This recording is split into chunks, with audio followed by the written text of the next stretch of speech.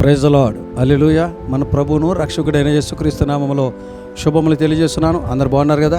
మరొకసారి పరిశుద్ధాత్మ దేవుడు ఈ ఆదరణ గడియేటువంటి దైవ కార్యక్రమం ద్వారా మరొకసారి మిమ్మల్ని మీ కుటుంబాన్ని దర్శించడానికి దేవుడు నాకు ఇచ్చిన కృపను బట్టి దేవుడికి వందనాలు చెల్లిస్తున్నాను.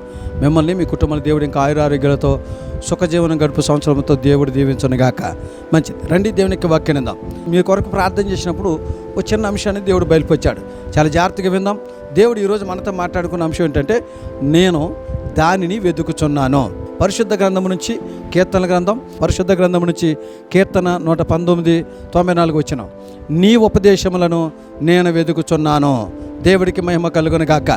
కీర్తనకారుడు చెప్తున్న మాట ఏంటి తెలుసండి? భక్తుడి కీర్తనకారుడు చెప్తున్నాడు, ఆయన లేచంగా ఏదో వెతుకుతున్నాడంట. ఏం వెతుకుతున్నావయ్యా? ఇప్పుడే లేచావు, పడక మీద లేకంగానే ఏంటి వెతుకుతున్నావు? మరి నీ ప్రవర్తన విచిత్రంగా ఉందన్నట్టు మాట్లాడుతున్నారు కీర్తనకారుని చూసి.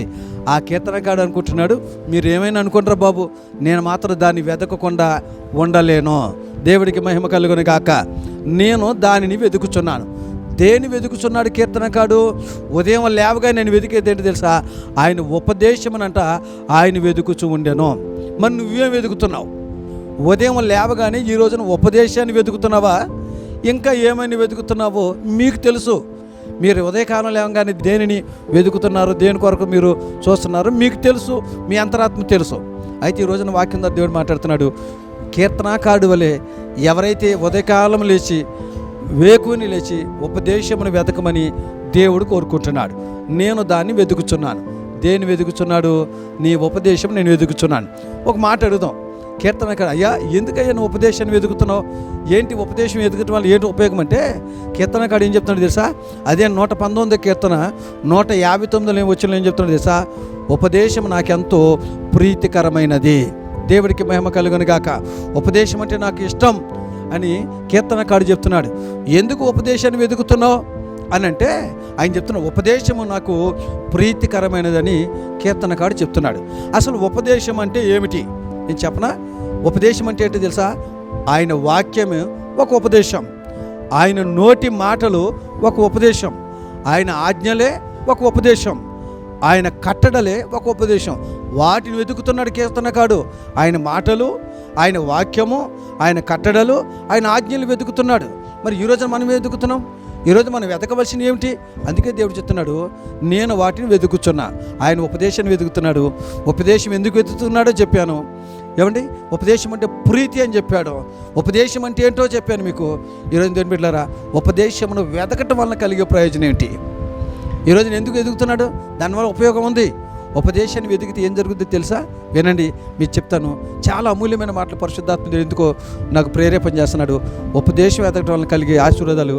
ఒకటి 119 కీర్తన 93 వచ్చిన మాట ఏంటి? ఉపదేశము మనల్ని బ్రతికేస్తుంది. దేవుడికి మహిమ కలుగును గాక. ఆయన ఎందుకు ఉపదేశం అవుతుంది సా? ఉపదేశం అన్ని బ్రతికిస్తుంది.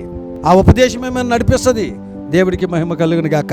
రెండవది 119 కీర్తన 104 వచ్చిన మాట ఏంటి తెలుసా? ఉపదేశములు మన జ్ఞానంతో నింపుతాయి, జ్ఞానవంతులుగా చేస్తాయి. దేవునికి మహిమ కలుగును గాక. ఉపదేశాన్ని ఎందుకు వెతకాలి తెలుసా? ఎవరైతే ఉపదేశాన్ని వెతుకుతారో వారు జ్ఞానవంతులుగా దేవుడు తీర్చిదిద్దుతాడు. మూడో చెప్పన, ఉపదేశాన్ని వెతకడం వల్ల కలిగే ప్రయోజనం ఏంటి తెలుసండి? ఉపదేశం నిన్నంట సురక్షితంగా కాపాడుతాయి. దేవుడికి మహిమ కలుగును గాక. ఈరోజున ఉపదేశాలు మనం కాపాడుతాయి. ఉపదేశమును జ్ఞానవంతులుగా చేస్తుంది. ఉపదేశము మనల్ని బ్రతికిస్తుంది. అందుకే కీర్తనకారుడు అంటున్నాడు, నేను దాన్ని వెతుకుచున్నాను. దేనంటే ఉపదేశం. ఉపదేశం అంటే నాకు పిచ్చి, ఉపదేశం నాకు ప్రీతి అని చెప్తున్నాడు. ఉపదేశం అంటే ఆయన వాక్యం, ఆయన మాటలు, ఆయన కట్టడలు, ఆయన ఆజ్ఞలు, వాటిని వెతుకుతాం. దేవుడు మనం దీవించును గాక. ప్రార్థన చేసుకుందాం. ప్రేమ కలిగిన మా తండ్రి, నీ కొందనాలు. విత్తబడిన వాక్యాన్ని బట్టి నీ స్తోత్రం. కీర్తనకారుడు ఉపదేశాన్ని వెతికినట్లు వాక్యం వింటాం మరి ప్రతి ఒక్కరు మేమందరము దాన్ని విని దాన్ని వెతికి నీ ద్వారా దీవించబడే కృప మాకు దయచేయమని యేసు నామములో అడిగి పొంది ఉన్నాం తండ్రి. ఆమేన్. ప్రభుపేట మీకు వందనాలు చేరుస్తున్నాను. దేవుడు మిమ్మల్ని దీవించును గాక. ఆమేన్.